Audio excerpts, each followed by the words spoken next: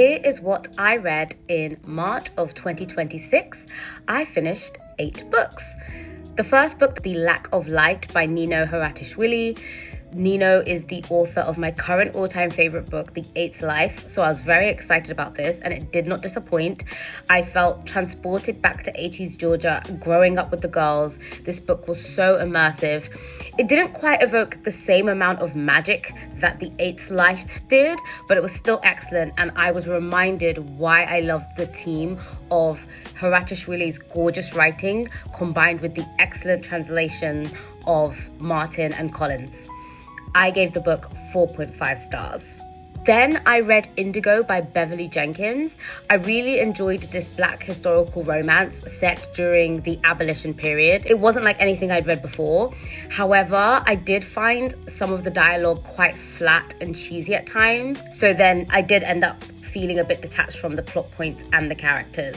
Overall, I still really did like the high level concept of the romance, and I gave the book 3 stars. Then I listened to They Called Us Exceptional and Other Lies That Raised Us by Prachi Gupta. It was narrated by the author herself, which obviously added to how striking and emotional this listen was. There were so many themes to unpack, from race, identity, minority acceptance and minority exceptionalism, motherhood, masculinity. It was so rich and layered, and I remained intrigued the whole way through. Lots to think about and unpack. I gave this book 4 stars. Next up was Coach by Jason Reynolds, the final book in the track series that I've been reviewing over the last few months. A great solid edition. Again, Reynolds deals really well with deep, dark topics for a middle grade book, and it had me chuckling at times as well. I gave the book 4 stars. The next book, Memorial Drive, A Daughter's Memoir by Natasha Trethewey. This was chilling, emotional, haunting. I remember doing some chores around the house while listening and just being stopped in my tracks at times. And again, to have the author read out her own work and tell her own story was incredibly powerful. I gave this memoir 4.25 stars. Another audiobook, Fierce Attachments by Vivian Gornick. I really liked this memoir.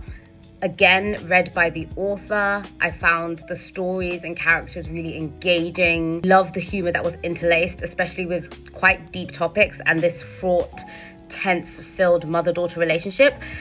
I felt a bit bad because I struggled with the audiobook because Gornick reads it, which is again wonderful, but there were a lot of like bodily sounds and swallowing and gulps, which was often distracting and sometimes mildly uncomfortable. And I feel bad because when Gornick recorded this, I believe she was in her 80s, so I don't know whether old age is part of the reason for these sounds, but overall, a really great memoir, and I thoroughly enjoyed my time with it. I gave the book 4 stars. My penultimate read of the month was Jazz by Toni Morrison. Every time that I read a Morrison, there are always parts that I don't quite understand, go over my head. I'm always aware of the brilliance and the genius behind Morrison's writing. It took me a little bit to get situated with the characters, but I eventually got there, and I found that it got quite accessible towards the end, even though I still struggled with some of the connections between the characters. But overall, I did manage to grasp the story. I was intrigued. I kept turning the pages, and I gave this book 4 stars. And the final book, The Artist's Way by Julia Cameron. So I read this book over 12 weeks. Every Sunday, I read a section, and then I did some of the tasks that applied to me. However, I feel like I'm in a very fortunate position where this concept of creative recovery doesn't really apply to me. Obviously, that's a position of privilege and luck that I don't have to go through that. So I felt like a lot of the tasks didn't actually apply to me.